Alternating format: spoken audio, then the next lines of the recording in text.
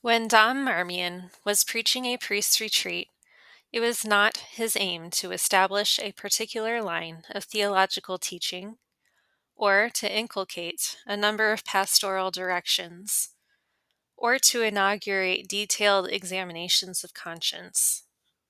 He was trying, shall we not say solely, but principally, to introduce his listeners into that atmosphere of faith at once lively, brilliant, and contemplative, in which his own soul dwelt. By the warmth of his own convictions and his infectious enthusiasm, he inspired in the priests a new certainty of those spiritual realities in the midst of which their ministry is exercised. He gave them a spiritual impulse, which emancipated them from routine and mediocrity. He aroused in them a generous desire to unite themselves more and more to Christ and to give first place to the interior life. In this, as always, he goes straight to the essential, that essential point which our Holy Father, Pius XII, the Supreme Pastor, has recalled with such emphasis on many occasions, and especially in his exhortation, Menti Nostrae, of 23rd September 1950. Christ, the ideal of the priest, is simply a continuation of this apostolate. Every one of its chapters is calculated to raise the reader to the same supernatural atmosphere, to give him a better understanding of the sovereign importance of the life of union with God through Christ. Here you will find Dom Marmion with all his qualities, his perfect knowledge of dogma, his clear doctrine, the pure doctrine of the Church, as Benedict XV has described it, his wide knowledge of the Scriptures, especially of St. John and St. Paul, his vast experience of souls, his approach, which is so penetrating and so profitable to souls. One can feel it in the throb of an intensive priestly life, of an ardent love of Christ, eager to communicate itself to others. On these grounds, but especially on account of the abundance, the richness and originality of the varying aspects hitherto unedited, this volume will take its place inevitably by the side of its three forerunners. It is their completion, their crown. It forms them a unity and constitutes a worthy completion of the corpus asceticum of Dom Marmion, centered on Christ.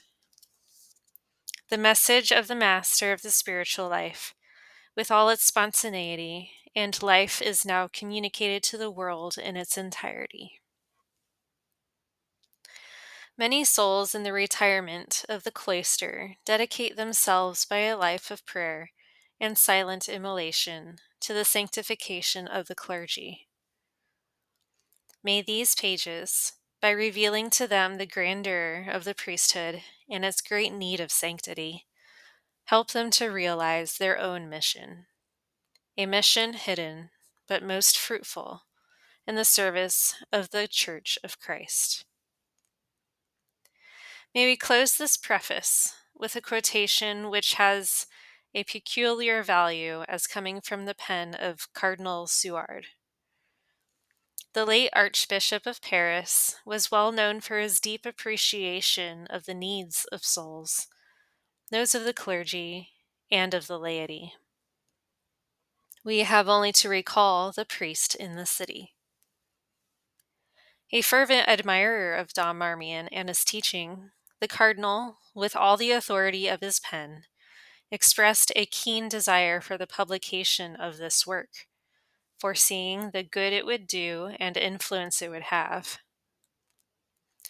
In a long tribute to the memory of the former abbot of Meridsu on the occasion of the 25th anniversary of his death, which he addressed to the writer of these lines, the Prince of the Church was good enough to write, The spiritual teaching of Dom Marmion furnishes a Catholic synthesis at once profoundly human and supernatural, which is perfectly adapted to the needs of our times and to the present orientation of Catholic piety.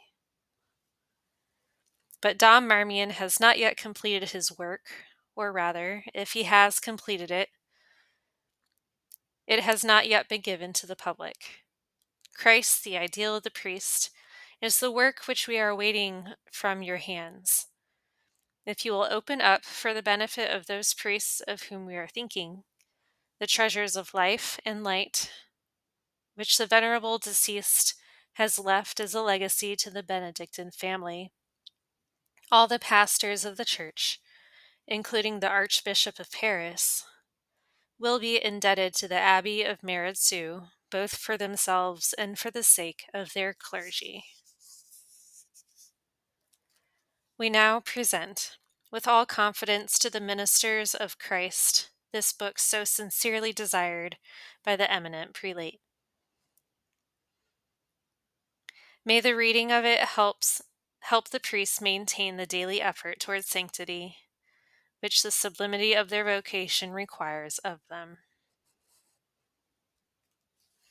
All the footnotes, whatever their motive, bibliographical or intended to illustrate the thought of Dom Marmion, are our own.